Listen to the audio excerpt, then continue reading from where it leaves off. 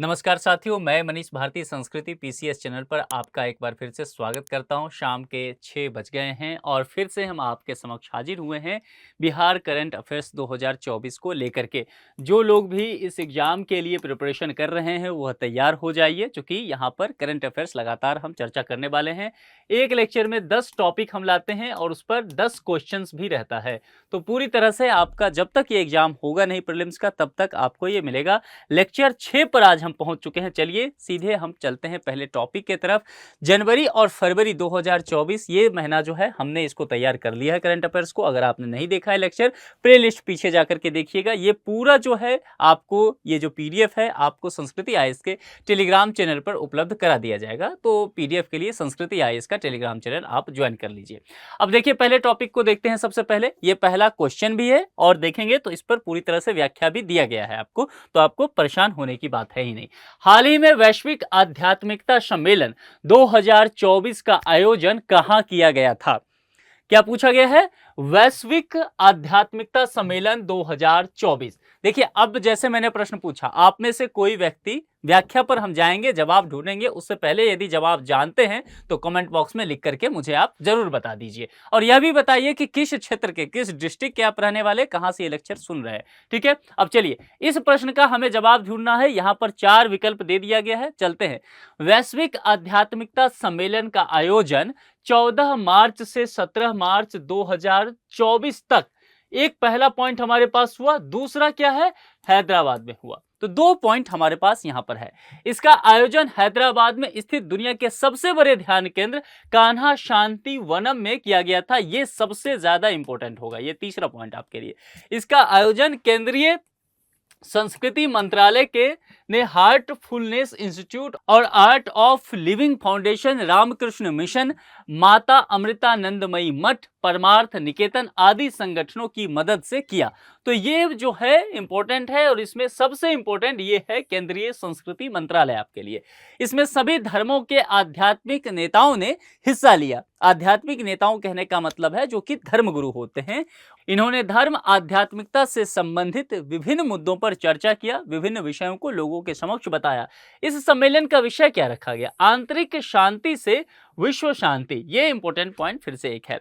इस कार्यक्रम में भारत की राष्ट्रपति द्रौपदी मुर्मू भी शामिल हुई थी। यह भी महत्वपूर्ण पॉइंट है। ठीक है, तो हमारे लिए जवाब क्या था? हैदराबाद। देखिए यहां पर क्या है? विकल्प ए, हैदराबाद यहां पर पूछा गया है। लेकिन सिर्फ जवाब ढूंढना हमारा काम नहीं है। जवाब के अलावा ये जो पूरा व्याख्या दिया गया है, इसमें से कहीं से भी प्रश्न पूछा जा सकता है। लोकेशन हमने आपको प्रश्न में दिया है, लेकिन आयोग के द्वारा कहीं से भी आ सकता है। तो कमीशन कहां कहां से प्रश्न पूछ सकती है, हम लोग पूरी तरह से तैयारी करेंगे। ठीक है, तो पहला टॉपिक आपका खत्म यहां पर पहले क्वेश्चन के साथ। दूसरा टॉपिक, दूसरे क्वेश्चन पर चलते हैं। निम्नलिखित में से कौन सी टीम महिला प्रीमियर लीग 2024 संस्करण की विजेता रही? Mumbai Indians, Gujarat joints, Delhi Capitals, Royals Challengers Bangalore. ध्यान देना है, महिला प्रीमियर लीग के बारे में कहा गया है, आईपीएल की चर्चा नहीं किया गया है। यहां पर रॉयल चैलेंजर्स बेंगलोर ने फाइनल मुकाबले में दिल्ली कैपिटल को हरा करके ये ट्रॉफी जीता। फाइनल मुकाबले का आयोजन जो है नई दिल्ली के अरुण जेटली स्टेडियम में किया गया।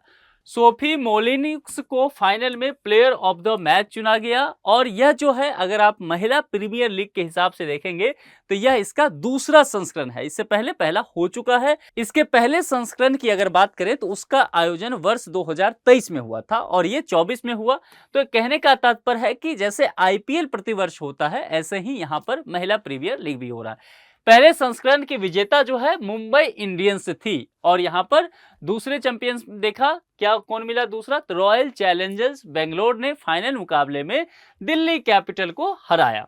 तो यहां पर जो देखेंगे तो royal Challengers Bangalore, D option हो गया। आईपीएल जो है तो बेंगलोर की टीम के बड़े फैन हैं, विराट कोहली के भी और बेंगलोर के बड़े जो है फैन हैं। लेकिन बेंगलोर आज तक आईपीएल पुरुष वाला नहीं जीत पाई। लेकिन जो बेंगलोर के फैन को थोड़ी सी राहत देने की बात की गई है ना, वह महिला खिलाड़ियों के द्वारा किया गया है। तो बेंगलोर के हिस्से में एक जो है कम से कम कप तो आया। तो रॉयल चैलेंजर्स बेंगलोर महिला टीम ने यह खिताब जीता। चलिए तीसरे टॉपिक पर चलते हैं। तीसरा प्रश्न, हाल ही में हुए रूस के राष्ट्रपति चुनाव में व्लादिमीर पुतिन ने जीत दर्ज कर रूस के राष्ट्रपति बने। ये उनका राष्ट्रपति के रूप में कौन सा टर्म है? पहली बार, दूसरी बार या तीसरी बार, जैसे नरेंद्र मोदी इस बार तीसरी बार प्रधानमंत्री बने हैं लगातार भारत में, तो वो कितनी बार बने हैं? जो व्लादिमीर पुतिन है रूस के राष्ट्रपति। रूस के राष्ट्रपति चुनाव में व्लादिमीर पुतिन 5th टर्म के लिए राष्ट्रपति चुने गए। व्लादिमीर पुतिन जो है 2000 ईस्वी से ही चुने जा रहे हैं। इससे पहले 2000 में, फिर 2004 में, फिर 12 में, फिर यहां पर देखेंगे 18 में राष्ट्रपति के रूप में चुने गए। उसमें बीच में एक हो गया था कि यहां पर देखेंगे कि 2 लगातार टर्म नहीं हो सकता था, तो बीच में प्रधानमंत्री भी बन गए थे। यानी कि लगातार देखेंगे ना तो वहां के सत्ता में ये लगभग 2000 से ही हैं। 2000 ईस्वी से लेकर के 2024 तक किसी न किसी रूप में, चाहे राष्ट्रपति बनके या चाहे प्रधानमंत्री बनके, ये सत्ता में लगातार रहे हैं। तो तकरीबन 24 साल का पूरा सफर इनका जो प्रशासनिक सफर कहते हैं रूस के लिए रहा है। पुतिन वर्ष 1999-2000 तक तथा वर्ष 2008-12 तक रूस के प्रधानमंत्री के रूप में भी कार्य कर चुके हैं। मैंने पहले भी बताया। रूस के सीमावर्ती देश देखेंगे तो जॉर्जिया, अजरबैजान, कजाकिस्तान, मंगोलिया, चीन, उत्तर Korea, Belarus, Ukraine, Latvia, Estonia, Lithuania, Poland, Finland और नॉर्वे हैं। आप इसको मैप के थ्रू, एटलस आपके पास होगा, उसके थ्रू आप पढ़ेंगे तो आपको ज्यादा आसान होगा, क्योंकि ऐसे लोकेशन के प्रश्न पूछे जाते रहे। राजधानी इसका कहां पर पड़ता है? मॉस्को। और मुद्रा क्या है? रूसी रूबेल है। रूस की संसद का नाम क्या है? फेडरलनो सोब्रानी। ठीक है। अभी रूस किस देश के साथ युद्ध में उलझा हुआ है, ये आप जो है मुझे जानकारी दीजिए कमेंट बॉक्स में। तो यहां पर विकल्प क्या आया? 5th टर्म, 5वीं बार ये राष्ट्रपति चुने गए हैं। चलिए अब चौथे प्रश्न की तरफ चलते हैं। मार्च 2024 में भारत ने किस देश के साथ त्रिसेवा अभ्यास यानी कि टाइगर ट्रायम्फ 24 का आयोजन किया था? रूस, जर्मनी, इटली, अमेरिका। भारत तो था ही, दूसरा पक्ष कौन रहा? भारत और अमेरिका के बीच 18 से 31 मार्च 2024 के बीच त्रिसेवा अभ्यास टाइगर ट्रायम्फ 24 का आयोजन किया गया। इसका अभ्यास जो है, पहली बार जो आयोजन वर्ष 2019 में हुआ था। इस सैन्य अभ्यास का उद्देश्य क्या है? यहां से एक पॉइंट क्या मिला कि यह एक सैन्य अभ्यास है जो भारत की आर्मी और अमेरिका की आर्मी करती है। मानवीय सहायता एवं आपदा राहत अभियानों के संचालन के लिए सहयोग विकसित करना इसका उद्देश्य रहा है। तो विकल्प कौन सा होगा? D, America. जवाब सिर्फ अमेरिका है, लेकिन इस विषय में इतनी जानकारी होनी चाहिए। प्रश्न कहीं से बन सकता है कि भैया उद्देश्य ही बता दो, पहली बार आयोजन कब हुआ, किस तरह का चीजें हैं, तो सैन्य अभ्यास है। ये सारी बातें आपको पता होनी चाहिए। पांचवें प्रश्न, पांचवा टॉपिक, निम्नलिखित में से सखी ऐप को विकसित किया गया था। देखिए किसके द्वारा। आगे पढ़ते हैं। सबसे पहले सखी ऐप के विषय में हम समझेंगे। सखी ऐप विक्रम साराभाई अंतरिक्ष केंद्र यानी कि VSSC द्वारा विकसित किया गया है। इसका पूरा नाम क्या है? Space borne assistant and knowledge hub for crew interaction. ठीक है, पूरा नाम आप समझ गए। यह गगनयान अंतरिक्ष मिशन पर जाने वाला अंतरिक्ष यात्रियों के लिए नॉलेज हब के रूप में कार्य करेगा। अंतरिक्ष यात्री वॉइस रिकॉर्ड, टेक्स्ट और चित्रों सहित कई प्रारूपों में मिशन पर संवाद बनाए रख सकते हैं।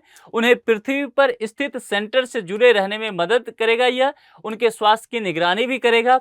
उनके आहार और उनके स्वास्थ्य के विषय में यह सही जानकारी भी देगा। तो भारत जो प्रस्तावित रखा है कि गगनयान अंतरिक्ष मिशन, तो अंतरिक्ष यात्री जो जाएंगे उनके लिए सखी ऐप जो है महत्वपूर्ण चीजें होने वाला है। तो कौन सा हो गया? डी, विक्रम साराभाई अंतरिक्ष केंद्र के द्वारा विकसित किया गया है सखी ऐप को। इतनी जानकारी हो गई।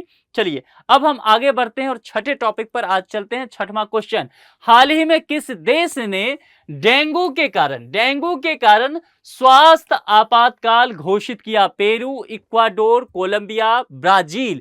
तो एक देश है लैटिन अमेरिका का एक देश है जिसका नाम है पेरू। तो पेरू में यह घटनाक्रम होता है, जरा देखते हैं। मार्च 2024 में डेंगू बुखार के बढ़ते मामलों के कारण पेरू ने स्वास्थ्य आपातकाल की घोषणा की है। हेल्थ इमरजेंसी से कहते हैं। वर्ष 2024 में अब तक पेरू में डेंगू के 31,000 से अधिक मामले सामने आए हैं और 32 लोगों की मृत्यु हो गई है। पेरू का अगर आप यहां पर लोकेशन देखेंगे तो दक्षिणी अमेरिकी महाद्वीप जो है, जिसको लैटिन अमेरिका भी कहते हैं, तो यहां पर ये चीजें आपको देखने देखने को मिलेगा। इक्वाडोर का ये पड़ोसी है, ब्राजील का भी ये पड़ोसी है और बोल्विया का भी ये पड़ोसी है। यहां पर इसकी एक लंबी सीमा जो दिखेगा आपको, पश्चिमी सीमा, यह किससे दिखता है, जुड़ता है, तो पैसिफिक ओशियन से यह जुड़ता हुआ नजर आएगा। इक्वाडोर, कोलंबिया, ब्राजील, बोलिविया और चिली से इसकी सीमा, यह सीमा साझा करता हुआ नजर आता है। यहां ऊपर में कोलंबिया वगैरह यहां पर आपको दिख जाएगा, यहां पर नीचे चिली। राजधानी कहां है, लीमा, और मुद्रा क्या है, सोल। तो इसके विषय में थोड़ी सी जानकारी होना चाहिए, खास करके ये पैसिफिक ओशियन को टच करता है ये। और दूसरी बात सबसे अहम जो है कि इसकी सीमा जो है किन किन देशों के साथ साझा हो रही है, मैप पर आपको दिख रहा होगा। तो इसका जवाब क्या हो जाएगा, ए। छठे प्रश्न का जवाब क्या हुआ, ए, पेरू। चलिए अब 7वें प्रश्न की तरफ हम बढ़ते हैं। हाल ही में जारी अंतर्राष्ट्रीय बौद्धिक संपदा, अंतर्राष्ट्रीय बौद्धिक संपदा, बौद्धिक संपदा मतलब क्या होता है, इंटेलेक्चुअल प्रॉपर्टी यानी कि आईपी सूचकांक 2024 में भारत का कौन सा स्थान आया है। क्या पूछा गया है, अंतर्राष्ट्रीय बौद्धिक संपदा सूचकांक 2024, ये आपको ध्यान में रखना है। भारत का कौन सा स्थान है, ये हमारा प्रश्न है। तो सबसे पहले इसके विषय में देखते हैं। मार्च 2024 में अंतर्राष्ट्रीय बौद्धिक संपदा सूचकांक 2024 जारी किया गया। कब जारी किया गया, तो पहला पॉइंट हमारे पास आ गया है, मार्च 2024 में। इसे यूएस चैम्बर ऑफ कॉमर्स द्वारा जारी किया गया है या जारी किया जाता है हर वर्ष। तो यहां पर ध्यान देखना है, यूएस चैम्बर ऑफ कॉमर्स। दूसरा पॉइंट हमारे पास आ गया, यह सूचकांक विश्व में बौद्धिक संपदा यानी कि इंटेलेक्चुअल प्रॉपर्टी परिदृश्य का मूल्यांकन करता है। इसमें नवाचार को बढ़ावा देने में विश्व के देशों के बौद्धिक संपदा ढांचे की प्रभावशीलता का आकलन किया जाता है। कार्य क्या किया जाता है, इसके लिए यह पॉइंट आवश्यक है। वर्ष 2024 में अंतर्राष्ट्रीय बौद्धिक संपदा में विश्व के 55 देश जो हैं वह शामिल होते हैं। तो यह एक आपके पास अलग से जानकारी आ गया। इस सूचकांक में भारत जो है वह 42वें स्थान पर रहा है। 55 देश शामिल रहे हैं, भारत 42वें स्थान पर रहा है। तो भारत की स्थिति बहुत अच्छी रही है क्या, नहीं, नीचे से रहा है। इसमें संयुक्त राज्य अमेरिका पहले, ये इंपॉर्टेंट चीजें हैं, इसको नोट कीजिए। यूनाइटेड किंगडम दूसरे और फ्रांस जो है वह तीसरे स्थान पर रहा है। तो भारत का स्थान कौन सा रहा है, 42वां। जवाब क्या हो गया, डी हो गया 7वें प्रश्न का। चलिए अब चलते हैं हम 8वें प्रश्न की तरफ, यानी कि 8वां टॉपिक भी आपका है। हाल ही में जारी भारत में तेंदुओं की स्थिति रिपोर्ट 2024, इसको ध्यान में रखिए, इंपॉर्टेंट है। एनवायरमेंट से प्रश्न पूछे जाते हैं, यहां से प्रश्न बनने की पूरी संभावना है। तेंदुआ काफी चर्चा में बना हुआ है। तेंदुओं की स्थिति रिपोर्ट 2024 के अनुसार कौन से राज्य में सर्वाधिक तेंदुओं की संख्या दर्ज की गई है, 4 विकल्प दिया गया है। राज्य आपसे पूछा है, केंद्रीय पर्यावरण, वन और जलवायु परिवर्तन मंत्री भूपेंद्र यादव द्वारा 29 फरवरी 2024 को नई दिल्ली में भारत में तेंदुओं की स्थिति पर एक रिपोर्ट जारी की गई। इस रिपोर्ट को राष्ट्रीय बाल संरक्षण प्राधिकरण और भारतीय वन्यजीव संस्थान द्वारा राज्य वन विभागों के सहयोग से तैयार किया गया। 2-3 संस्था इसमें जुड़ा हुआ है, ध्यान से फिर से समझ लीजिए। इस रिपोर्ट को राष्ट्रीय बाल संरक्षण प्राधिकरण तो एक हो गया, भारतीय वन्यजीव संस्थान तो दूसरा हो गया, और यहाँ पर विभिन्न राज्यों के जो वन विभाग हैं, फॉरेस्ट डिपार्टमेंट हैं विभिन्न राज्यों के, चाहे वो उत्तर प्रदेश के हों, चाहे बिहार के हो, चाहे वो मध्य प्रदेश के हो, छत्तीसगढ़ के हो, तेलंगाना के हो, सबने अपना अपना सहयोग दे करके इस रिपोर्ट को तैयार किया है।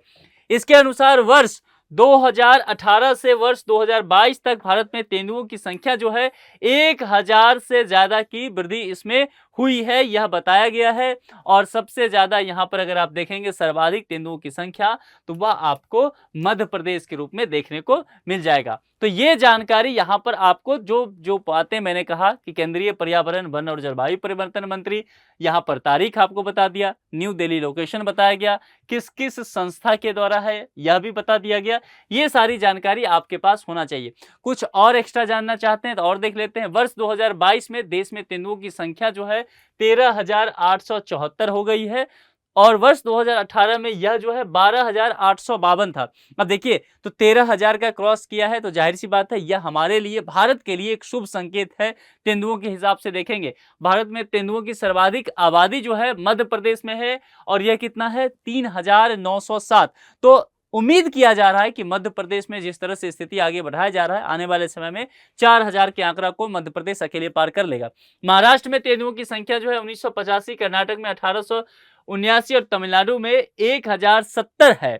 इसके अलावा शिवालिक पहाड़ियों और सिंधु गंगा के मैदानों में तेंदुओं की संख्या वर्ष 2018 में 1253 से घटकर वर्ष 2022 में 1109 हो गई है। यह पॉइंट जो है महत्वपूर्ण है। शिवालिक पहाड़ियों को पढ़ लीजिएगा, सिंधु गंगा के मैदानों को भी थोड़ा सा स्टडी कर लीजिएगा।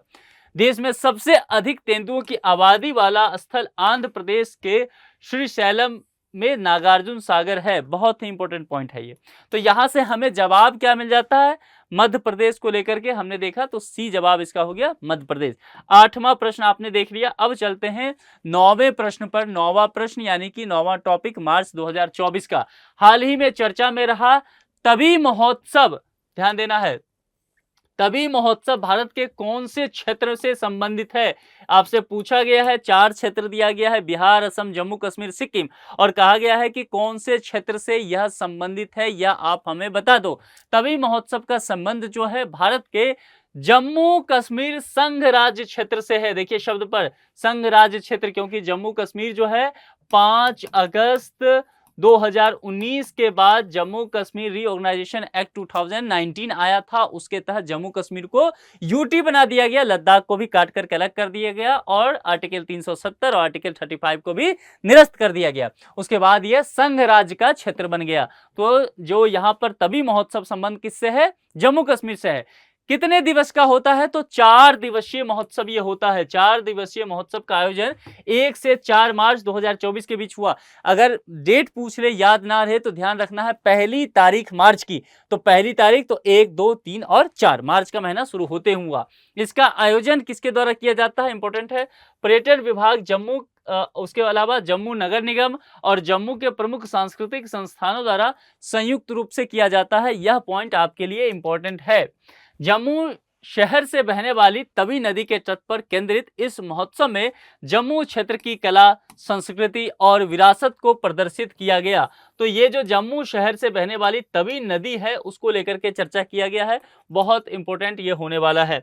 इसके अलावा चलते हैं, अब इसका जवाब ढूंढते हैं। तो 90वें प्रश्न का सही जवाब क्या हो गया? सी, तभी महोत्सव। कहां से? तो जम्मू कश्मीर क्षेत्र से जाकर के जुड़ जाता है। मामला समझ में आ गया। नदी बहती है, तवी नदी, उसको लेकर के चर्चा किया गया है।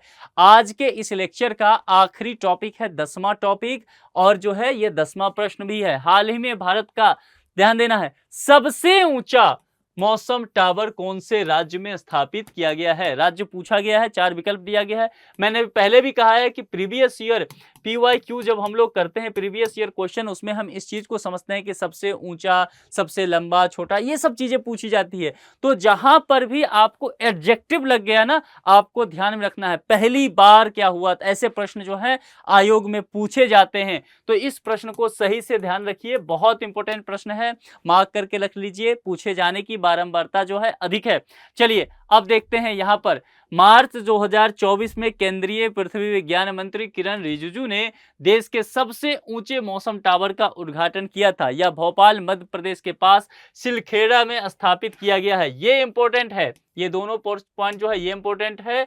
और इस मौसम टावर की ऊंचाई जो है वह 72 मीटर है। यह बहुत ज्यादा इंपॉर्टेंट है क्योंकि इसी को लेकर के बात किया गया है। ये जो चित्र देख रहे हैं यहाँ पर यही है। मौसम टावर में खास क्या है, इसके विषय में थोड़ा सा समझते हैं। यह 200 किलोमीटर दूर से बादल को ट्रेस करने में सक्षम है। इस टावर में फिनलैंड में बना सी बैंड रडार लगाया गया है। कहां पर बना हुआ है? फिनलैंड को लेकर के चर्चा किया गया है। इसके द्वारा 3 घंटे पहले ही बादलों के लोकेशन और बरसने के समय का पता लगाया जा सकता है। तो देखिए यह जो है किसानों के लिए काफी लाभकारी हो सकता है। तो यहाँ पर जो है इसको लेकर के बातें किया गया है। कहाँ पर? तो मध्य प्रदेश। और मध्य प्रदेश जब चर्चा में है तो यहाँ पर लोकेशन क्या है? सिलखेड़ा, 72 मीटर ऊंचाई है। और यहाँ इसके बारे में फिनलैंड में रहा है। 200 किलोमीटर दूर अगर बादल रहता है ऊपर तो ये ट्रेस कर लेगा इसका रडार, जो कि सी बैंड रडार है, ठीक है।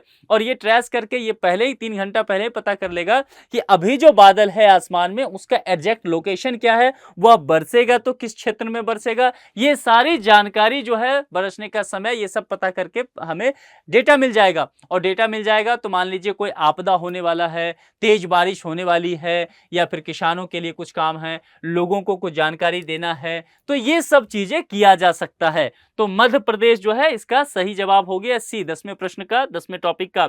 10 टॉपिक हम लोगों ने देख लिया है।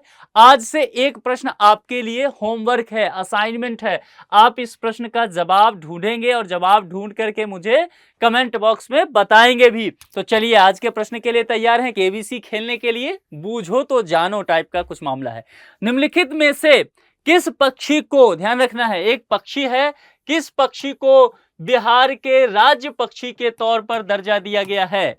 ढेर सारी पक्षियां बिहार में है, उसमें से हमने, बिहार वालों ने एक पक्षी को पकड़ा, कहा ये पक्षी जो है राज्य पक्षी हमारी होगी। तो यहां पर देख लीजिए, कबूतर, कोयल, गोरैया और बाज, 4 पक्षी का नाम दिया गया है। आप कमेंट बॉक्स में लिख करके बताइए कि कौन पक्षी जो है बिहार की राज्य पक्षी का दर्जा प्राप्त कर चुकी है। उस पक्षी के विषय में कुछ और विशेष बताना चाहते हैं तो बहुत अच्छे, कमेंट बॉक्स में आपका स्वागत है, जरूर लिखिए। तो आज के इस लेक्चर में आपने ध्यान रखा कि हमने मार्च 2024 को लेकर के चर्चा किया है। 10 टॉपिक हो चुका है और 10 क्वेश्चन उस पर हमने आपको तैयार करा दिया है, और इसके अलावा एक क्वेश्चन आपको असाइनमेंट में भी दिया है। तो कुल मिलाकर के आपकी तैयारी जो प्रारंभिक परीक्षा की है वह धारदार हो पाएगी इससे। ये पूरा पीडीएफ फिर से बता दूं, संस्कृति टेलीग्राम चैनल पर उपलब्ध हो जाएगा। अभी तक संस्कृति पीसीएस को सब्सक्राइब नहीं किया है तो सब्सक्राइब कर लीजिए, और रोज 6 बजे शाम में आपको क्लास में आ जाना है। 6 बजे शाम में जो है ये क्लास लेकर के हम लोग आएंगे और फिर यहां से आप जानकारी प्राप्त कर सकेंगे। इस लेक्चर को अपने दोस्तों के साथ बाकी व्हाट्सएप ग्रुप वगैरह में साझा कीजिए जो लोग बीपीएससी का प्रिपरेशन कर रहे हैं, ताकि उन तक ये जानकारी चली जाए। आज के इस लेक्चर में इतना ही रखते हैं। अपना बेहद ख्याल रखिए। बहुत बहुत शुक्रिया। Thank you.